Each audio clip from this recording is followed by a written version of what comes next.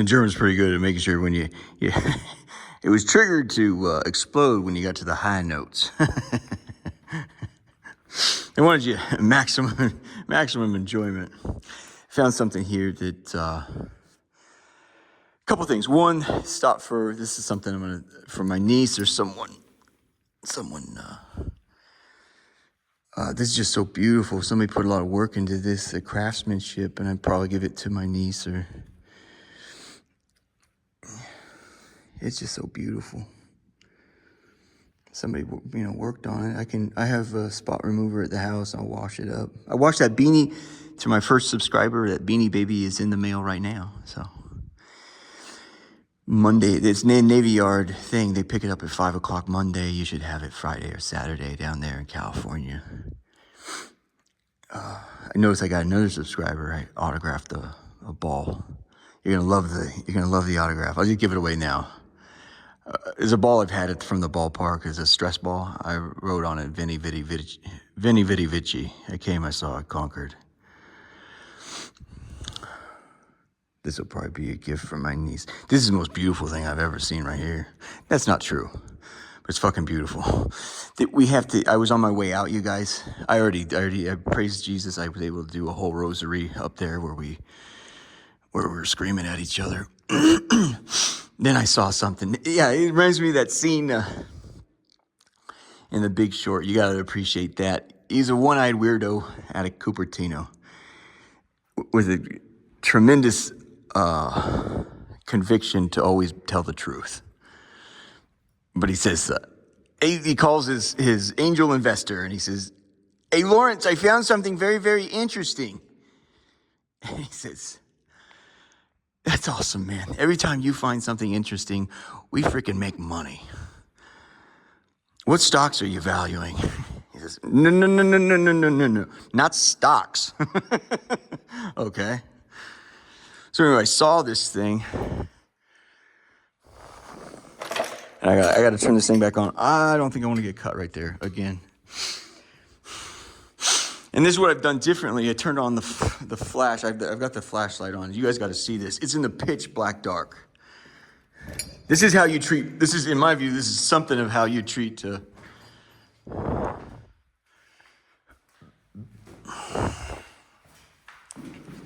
It's like I can't leave without capturing this. It's in pitch black dark, but I got you can see the lights on the phone now. So.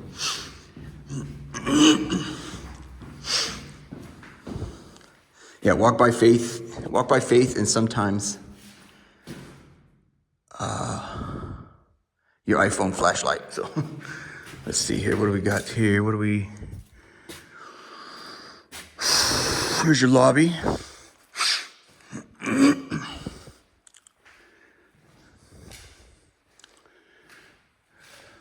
Trying to retrace our steps out of here. I think this is okay.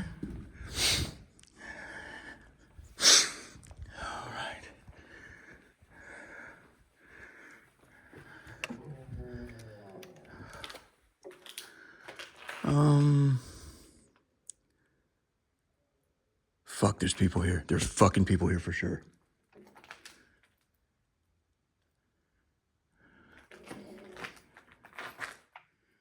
What am I doing, bro?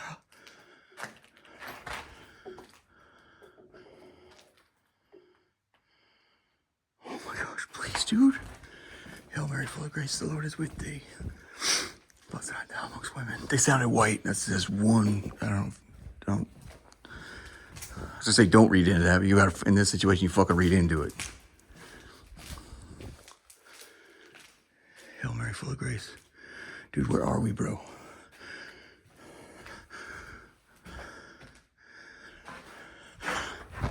Dankeschön. You freaks, knock the dog shit out your white ass.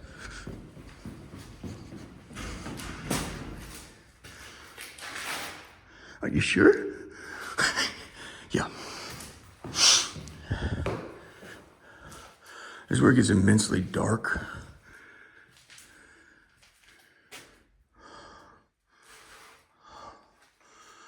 Remember, we're looking for payphones.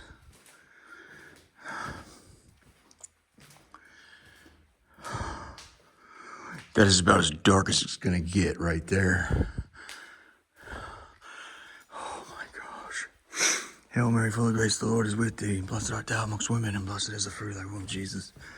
Holy Mary, Mother of God, pray for us sinners now and at the hour of our death. Amen. Party's on, baby. Other white people here, like, I own this shit. You have no idea of my genuine fears. The white people here, fuck it. I fucking out, man. Ooh. Jesus had me do a video that'll be airing soon. It's in the can, as they say. I said, what do you want me to name it? You know what he said? E.T. Phone home.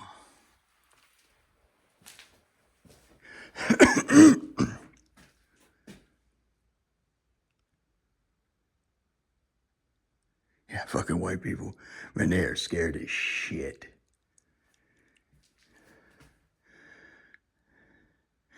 The blacks on the south side, they have a thing. They're like, he's not scared. You should be, even killers are scared on the south side. Dude, I deal with demons all the time.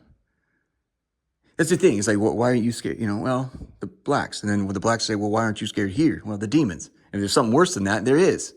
The only thing worse than the demon is Jesus Christ. I promise you, friend.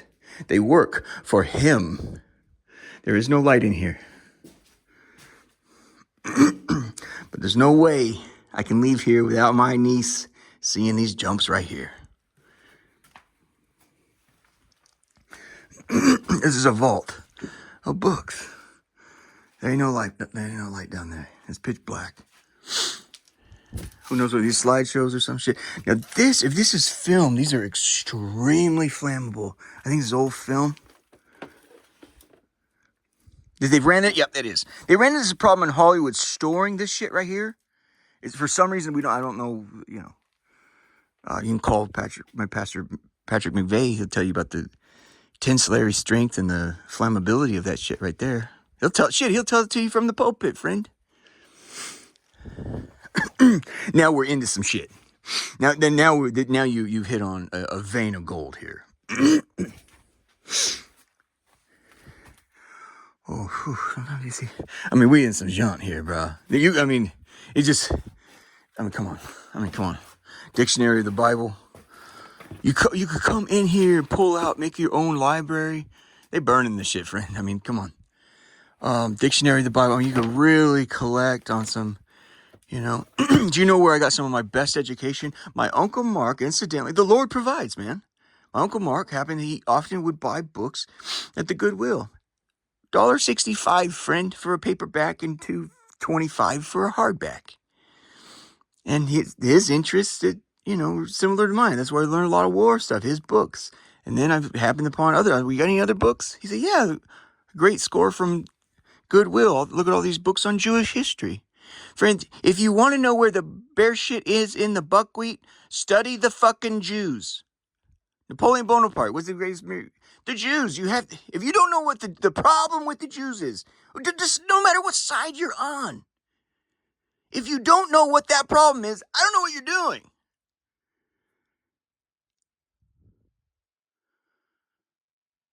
Let us know when you're done with the crayons. You can sit at the grown-up table. And there ain't nothing wrong with saying, can you tell me?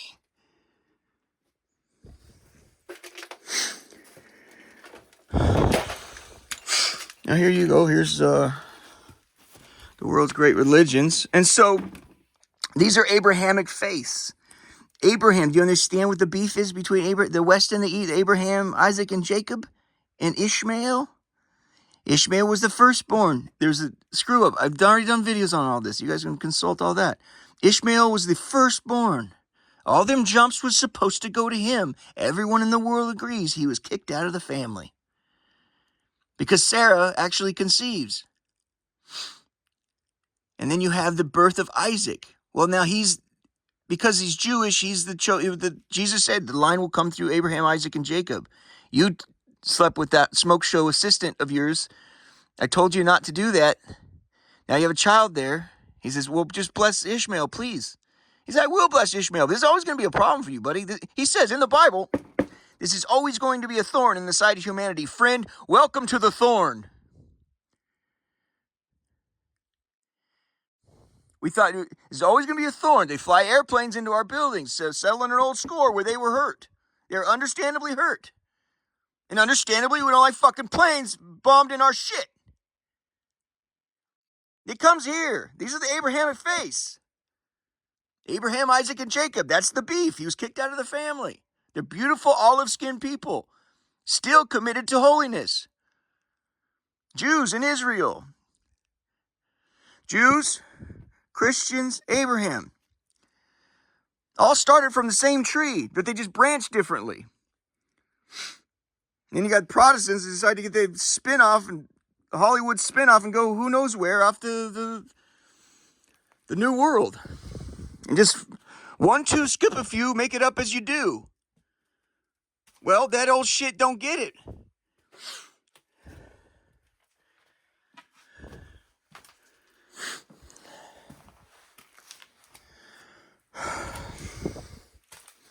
They gave themselves, if you wanted the, what's the long and the short, they gave themselves because of what happened in war. It's human nature, right?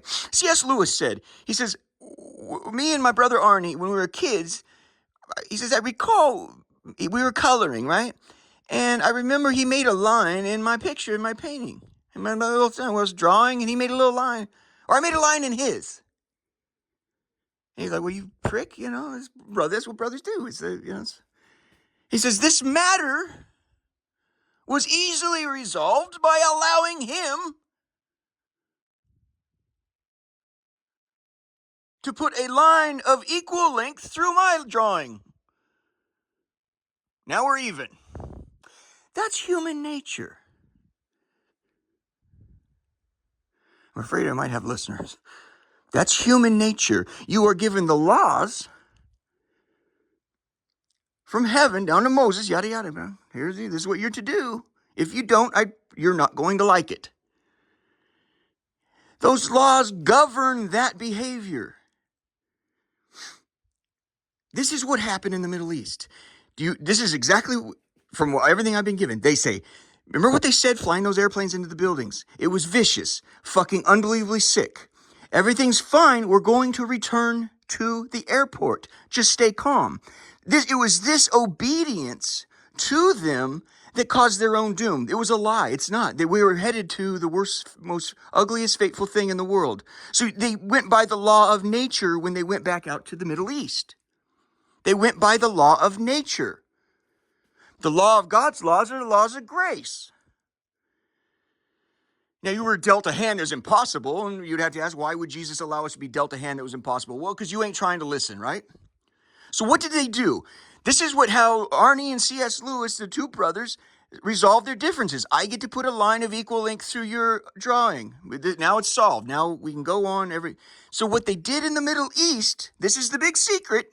There's more, I imagine. I hope not. The line that we perceive they put through our drawing is, we're going to get you back to the airport. That is the first line through the drawing. This is our painting. Manhattan's our painting. They put a line in our drawing. Please help me, Mother, please. The line that we put through their drawing, we're attempting to put a line of equal length through their drawing, which when you do something like that, it's almost impossible to match, right? When they got super fucked up with us. Trying to settle an old score that goes thousands of years back to Abraham. It's in southern Baghdad, south of Baghdad. They call it Baghdad, I think, right? What was the line of equal length in Iraq and Afghanistan? Out here, they said, we're going to get you back to the airport. It's the most sickest thing you've ever fucking seen. Out there, they devised a similar game called, we're going to get you to the emergency room. The license that they gave themselves to run those airplanes into our buildings in that sick, disgusting way, and we decided, hey, we had towering success doing it our own way for 200 some years. We're going over there. I'm going to and it's almost impossible. It's almost impossible to match it. So that's what happened was you're trying to match an impossible score. They landed one that fucking landed. That's right, in the fucking Kanikis. So then you're trying to catch up with that score. You can't do it. So it sounds like it just kept going and going and going and going. What Jesus has impressed upon me was it was ergo terrorist. Like a Tennessee volunteer here, they're fighting for their fucking homeland. Well, out there, that's not a homeland freedom fighter. That's a terrorist. If you take up arms against the United States military out there, that's ergo terrorist. It became 1, 2, skip a few, 3, 4, skip a few, 8, 9, skip a few. If you took up arms, you were a terrorist. Ergo, we can just go ahead and give you a de facto death penalty sentence. And if we're going to kill you anyway, what the fuck? We'll go back and have fun you, bang it out. And we told you not to do that. Slice your dick off. It's simply, the devil will drag you down a place and keep you there longer than you ever dreamed of staying.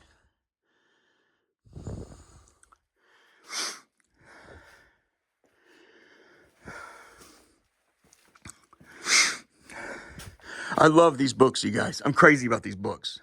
Look at this. Look at it. Oh, wow. Look at this. Oh, they's in there somewhere, boys.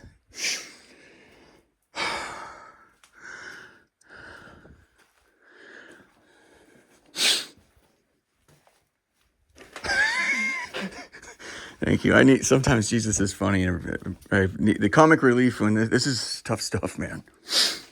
Yeah.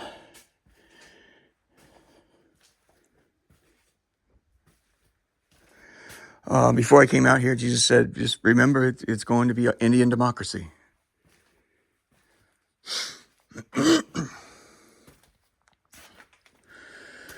Now you have some natural light coming through here.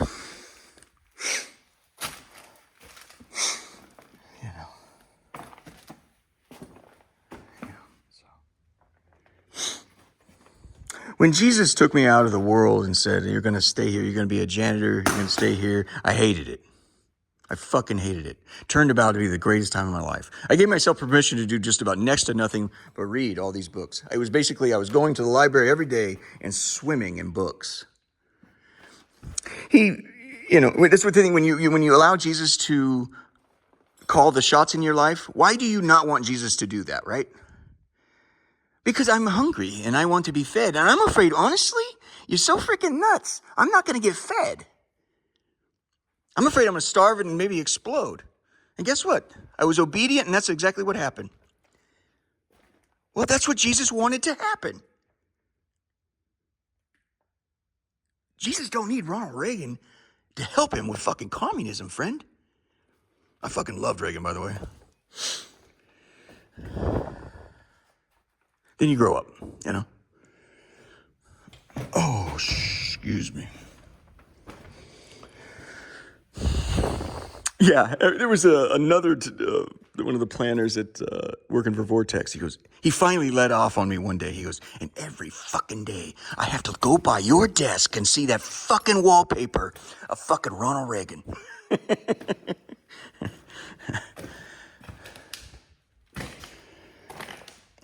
Well, tell me, I'm glad you finally aired it out, buddy. Anyway, we're all on a journey, and I just thought this needed to be seen here. Trojan horse in the city of gold.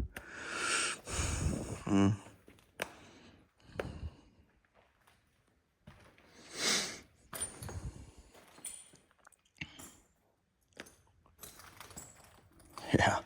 White people are scared as shit. There's a variety of reasons for that. Do you want to know one of them that you don't know about?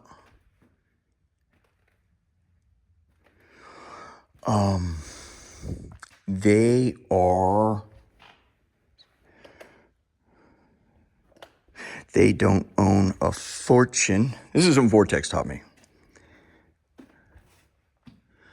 They don't own a fortune. The fortune owns them.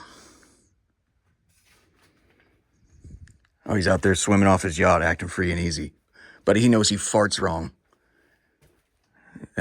The share price can go tumbling.